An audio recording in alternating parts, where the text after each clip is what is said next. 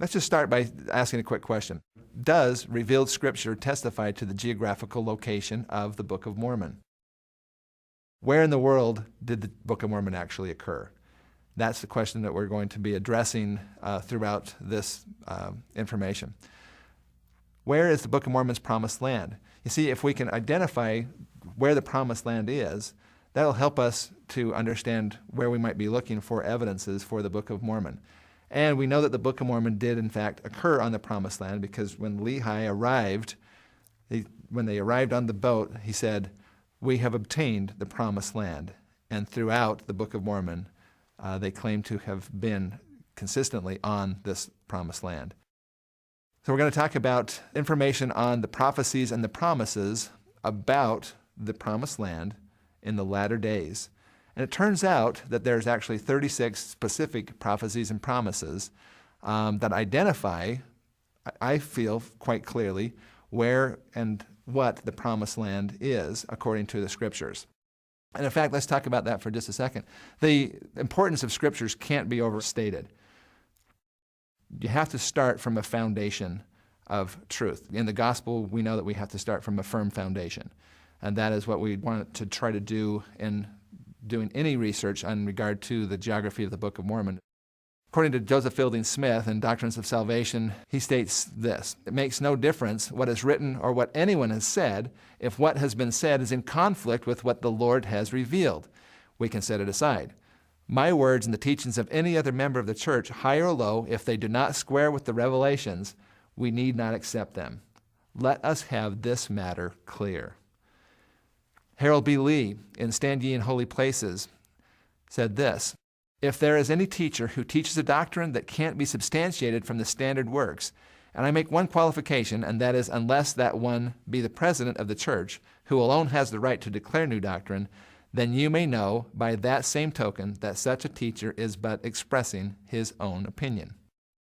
I don't care what his position is. If he writes something or speaks something that goes beyond anything you can find in the standard works, and unless that one be the prophet, seer, and revelator, and please note that one exception, you may immediately say, well, that is his own idea."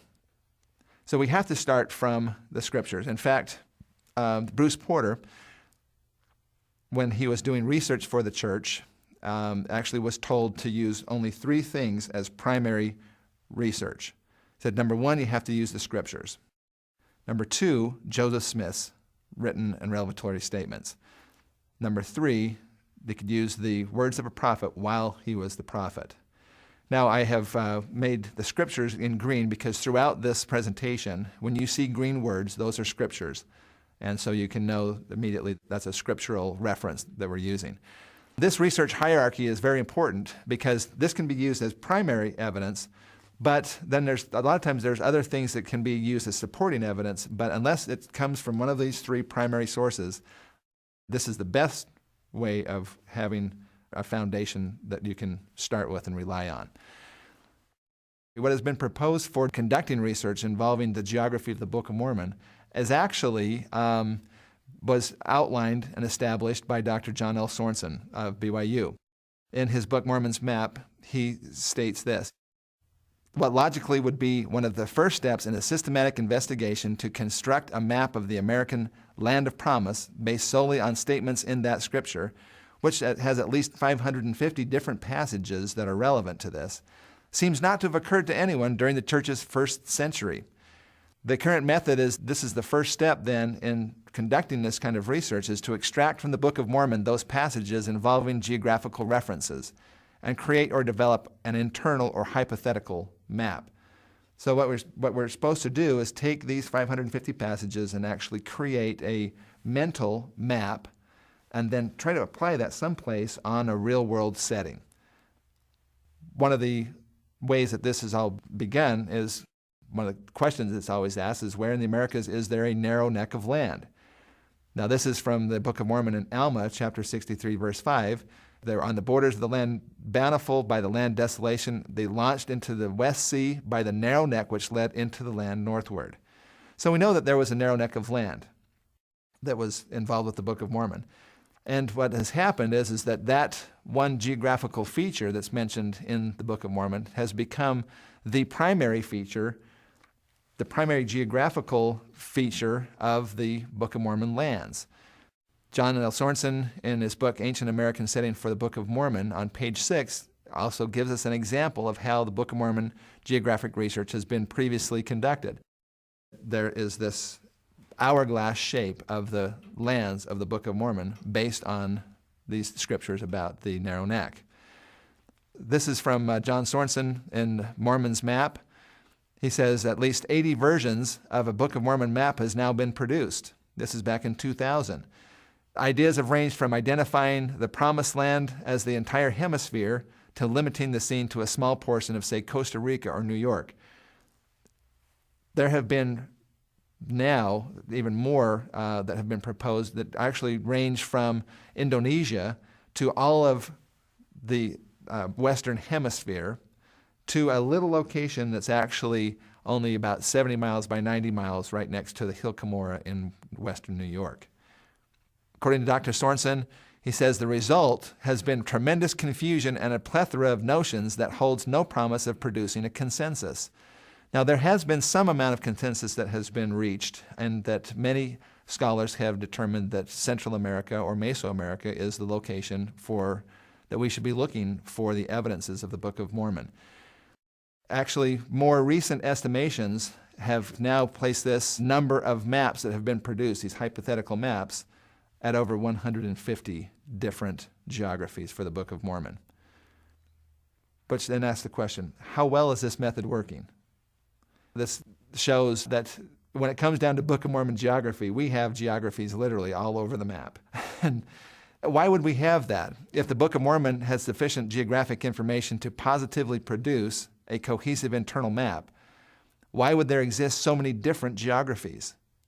George Q. Cannon gives us an answer. Simply because the Book of Mormon is not a geographical primer. It was not written to teach geographical truths, and nowhere gives us the exact situation or boundaries so that it can be definitely located without fear of error. There's just not enough information in the Book of Mormon text itself, even with the 550 passages, to be able to make, without question, a map that will fit on a real-world map. If the current method is not working, is a new method needed? If we were going to propose a new method, what would it be? Well, we do know this. We know we need to start from a firm foundation of the Scriptures. So how should we begin our search for a new method of conducting research on the geography of the Book of Mormon?